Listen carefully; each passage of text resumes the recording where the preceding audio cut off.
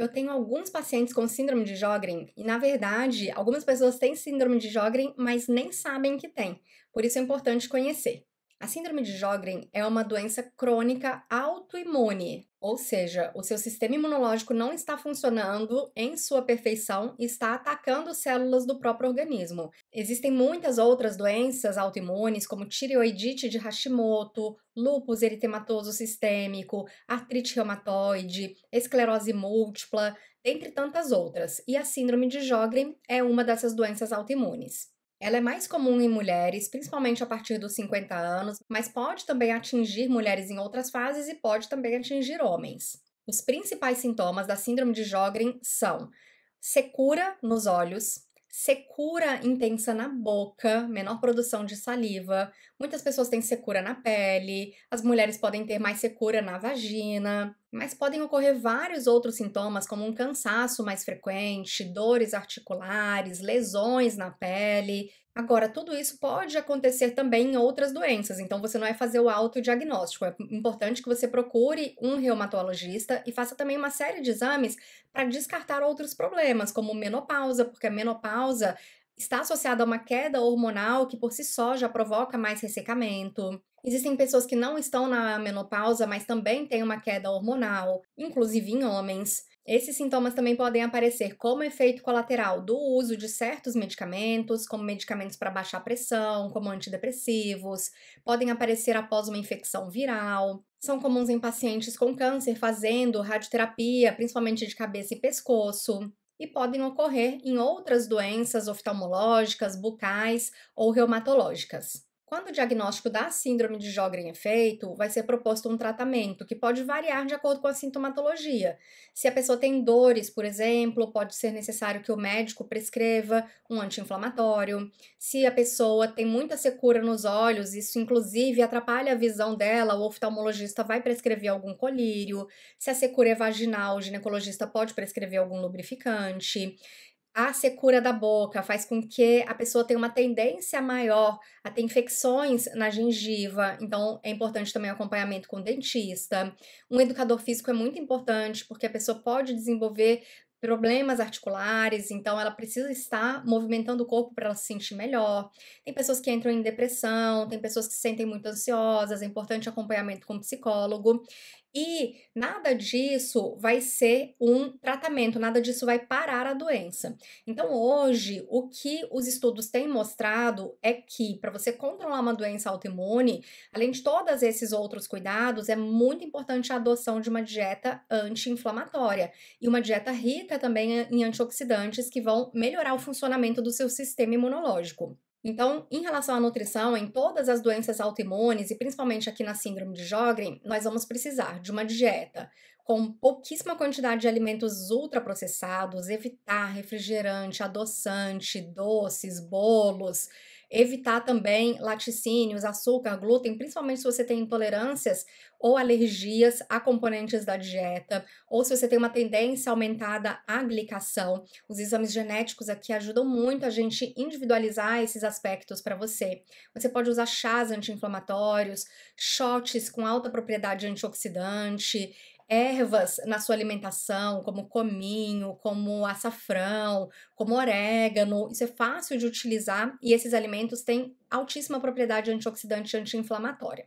Além disso, é muito importante controlar a carga glicêmica das refeições. Se você está sempre com a glicose aumentada, você vai tendo uma tendência a seus receptores para hormônios funcionarem pior, você vai tendo uma tendência aos seus vasos funcionarem pior, a neurônios que ligam todo o seu corpo ao seu cérebro funcionarem pior por conta dessa glicação, e aí você vai tendo um envelhecimento celular também mais avançado que pode agravar a doença. Em termos de lubrificação bucal, além de hidratar muito bem, usar chá de alecrim, chá de hortelã, 2 a 3 vezes ao dia, isso melhora bastante a sensação de ressecamento. Você também pode chupar gelo, isso ajuda bastante. Na área ocular, evitar passar muito tempo em frente à tela do computador, porque quando a gente está o tempo todo na frente da tela do computador, a gente pisca pouco, e piscar pouco piora a questão do ressecamento, mas existem vários suplementos que podem ajudar bastante nessa lubrificação, principalmente os ômegas. A gente vai falar deles já já. Além disso, evitar a inflamação do corpo utilizando probióticos, então melhorar bastante a sua microbiota, não só a sua microbiota intestinal, mas a microbiota também vaginal e principalmente a microbiota bucal. Então, quando a pessoa vai produzindo menos saliva, bactérias que fermentam muito na boca vão começar a se multiplicar, isso aumenta a incidência de cáries e a gente quer competir com essas bactérias, principalmente com Streptococcus mutans.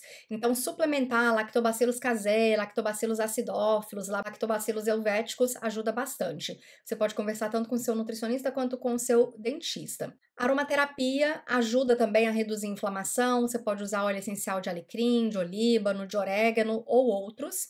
Existem substâncias que são mucolíticas, que ajudam também a melhorar essa questão de lubrificação. Alguns estudos trazem o uso do NAC, que é a N-acetilcisteína, e vários estudos trazem o uso dos ômegas, tanto o ômega 3, principalmente o DHA, quanto o ômega 7. O que são os ômegas? Os ômegas são tipos de ácidos graxos, tipos de gordura.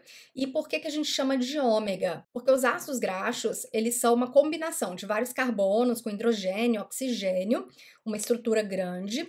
E essa estrutura grande tem uma extremidade, que é a extremidade carboxila, que é essa extremidade onde a gente tem aqui a dupla ligação com oxigênio e o OH, que é a hidroxila.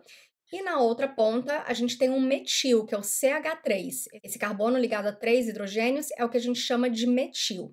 E quando você começa a contar os carbonos por esse metil, você vai dando números a esses carbonos. Ó. Carbono 1, carbono 2, carbono 3, carbono 4, carbono 5.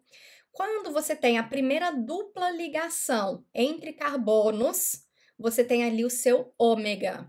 Então, aqui, olha, 1, 2, 3, uma dupla ligação. Esse ácido graxo, então, é um ácido graxo ômega 3. Se a primeira dupla ligação fosse no carbono 6, esse seria um ácido graxo ômega 6. Se fosse no carbono 7, ômega 7. Se fosse no carbono 9, ômega 9. E todos esses ácidos graxos, ômega 3, 6, 7, 9, são importantes para a lubrificação do nosso organismo. São importantes para as nossas membranas, para as nossas mucosas. Eu tenho aqui no canal um vídeo em que eu falo de ômega 3, ômega 6.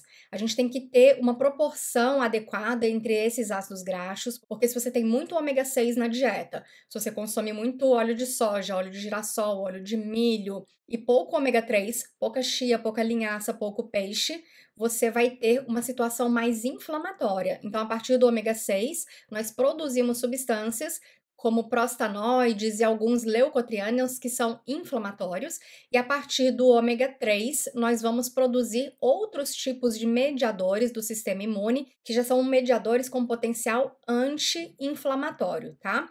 Aqui eu falei, claro, dos óleos, da chia, da linhaça, dos peixes, mas lembre que tudo isso, todos os alimentos são uma combinação de ácidos graxos. Você pode ter no mesmo alimento ácido graxo ômega 3, 6, 7, 9 e assim por diante. É sempre uma combinação. Então, quando a gente fala, por exemplo, que o azeite de oliva é fonte de ácido graxo monoinsaturado, é porque ele contém mais ácido graxo monoinsaturado, ou seja, no ácido graxo a gente só tem uma dupla ligação. Isso é ótimo para o nosso organismo. Depois ele tem um pouquinho de ômega 6, olha, mas tem inclusive gordura saturada na sua composição. Quando a gente fala, por exemplo, que a margarina ela é uma gordura trans, é porque grande parte da sua composição, que aqui está marcado como rosa, é de gordura hidrogenada. Quando a gente fala que o óleo de coco é saturado, é porque a maior parte dele é de gordura saturada, que não tem dupla ligação, e uma quantidade muito pequenininha de ácido graxo monoinsaturado ou poliinsaturado. Mas é sempre uma combinação. Vamos pegar aqui o óleo de soja, que é muito consumido no Brasil, né? Então, o óleo de soja a gente fala que é uma fonte de ômega 6, por quê? Aqui aparece em azul, o que mais existe no óleo de soja é gordura poliinsaturada, com mais de uma dupla ligação, duas ou mais duplas ligações, sendo que a primeira dupla ligação fica na posição 6, mas o óleo de soja também tem ômega 3, também tem gordura monoinsaturada, tem saturada, etc. Mas a maior parte da sua combinação é de gordura poliinsaturada do tipo ômega 6. Agora, quando a gente olha aqui o óleo de peixe, o que que ele vai ter? Em azulzinho claro aqui, esse azul piscina, uma alta quantidade de ômega 3. Não quer dizer que ele também não tenha ômega 6, gordura monoinsaturada, poli, etc. Mas olha, a maior parte de ômega 3. Então, uma gordura poliinsaturada, com duas ou mais duplas ligações, sendo a primeira ligação no carbono 3. Mas tem muito vídeo sobre gordura ômega 3, ômega 6, inclusive aqui no canal, e hoje eu quero falar então de outro tipo de gordura que também é muito importante para a secura dos olhos, secura da pele, secura da vagina. Então, além do tipo ômega 3, a gente tem o ômega 7, que muitas pessoas não conhecem, mas o ômega 7 é a mesma coisa. A primeira ligação no carbono 7 a partir aqui do metil, tá? Então você começa aqui pelo lado esquerdo. 1, 2, 3, 4, 5, 6, 7. Isso aqui é um ômega 7, que é o ácido palmitoleico, que é um ácido graxo com propriedades anti-inflamatórias. Aqui no caso, a gente tem um ácido graxo monoinsaturado, que só tem uma dupla ligação. E tem várias fontes de ômega 7 na natureza, como macadâmia, abacate, só que numa quantidade muito pequena nesses alimentos. O nosso corpo ele produz um pouco de ômega 7, não é uma gordura essencial. Essencial é só ácido graxo ômega 3 e ômega 6. O ômega 3 essencial é o ácido linolênico, o ômega 6 essencial é o ácido linoleico, o restante a gente produz. O ácido ômega 7 a gente também produz em pequena quantidade, mas conforme a gente vai envelhecendo, a gente vai produzindo cada vez menos, né?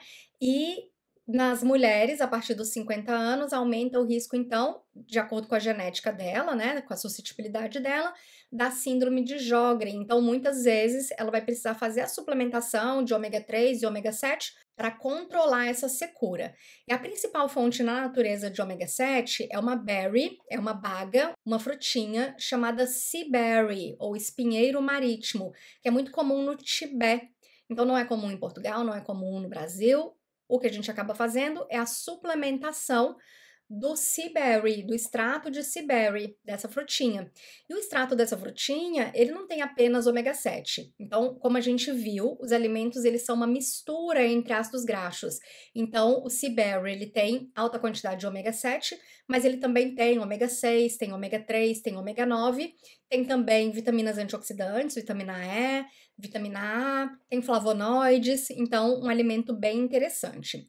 E os estudos mostram vários usos desse ômega 7. Então, um dos usos é o controle da secura nos olhos, na pele, na vagina, mas existem estudos também para controle de síndrome metabólica, que é caracterizada por excesso de gordura corporal, resistência à insulina, aumento de colesterol, aumento de pressão arterial. E por essas propriedades anti-inflamatórias, o sea berry, o extrato de sea berry do espinheiro marítimo tem se mostrado bem interessante. E além disso, outra propriedade bacana aqui na síndrome de Sjögren é justamente a melhoria da imunidade e o controle da inflamação. Existem, claro, outros efeitos do uso desse tipo de suplemento, existem benefícios para a mucosa gástrica, para a mucosa duodenal, para a mucosa urogenital, para o sistema imune.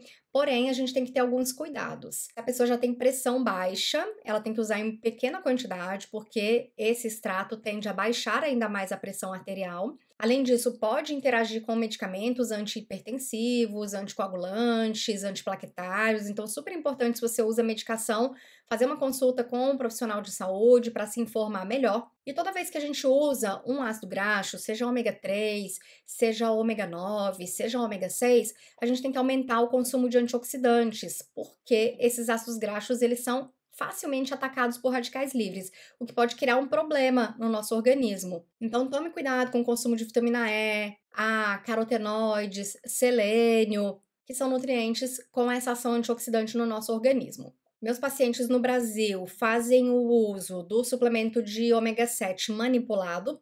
Aqui na Europa existem marcas boas, uma marca muito boa é essa aqui da Bioactivo. A Bioactivo é uma marca dinamarquesa, uma indústria farmacêutica dinamarquesa. E o controle de qualidade deles é excelente. Esse é o que eu tomo aqui na Europa. Da mesma marca, você tem essa outra caixinha que é mais nova, é um produto vegano e como eu falei, olha, é uma combinação de ácidos graxos. Então você tem 200 miligramas de ômega 7 em 2 cápsulas, 180 miligramas de ômega 9, 130 de ômega 3, 170 de ômega 6 e ele tem aqui alguns antioxidantes também, vitamina E, beta-caroteno e também tem um extrato de alecrim para ajudar na proteção desse óleo. A quantidade que a pessoa vai tomar vai depender do que ela precisa, do efeito que ela precisa. Se é controle da inflamação, se é controle da autoimunidade. Então, muitas vezes a pessoa começa, né, no caso dessa marca, com o consumo de 2 cápsulas 2 vezes ao dia, ou seja, 4 cápsulas ao dia, junto com uma refeição, e depois que ela estabiliza, ela passa para uma cápsula 2 vezes ao dia, ou mesmo uma cápsula só ao dia. Mas isso depende muito da pessoa, tá? Existem estudos mostrando que para controle da síndrome de Sjögren, dessa secura ocular, muitas pessoas vão ter que começar com uma dosagem bem maior, de 8 a 10 cápsulas por dia, por conta da concentração de ômega 7 ali na cápsula. Então, não é um ômega 7 puro dentro da cápsula, é ômega 7 misturado com outros ácidos graxos. Por isso é importante o acompanhamento, para você ir monitorando junto com um profissional de saúde e conseguir o melhor efeito de acordo com a sua condição.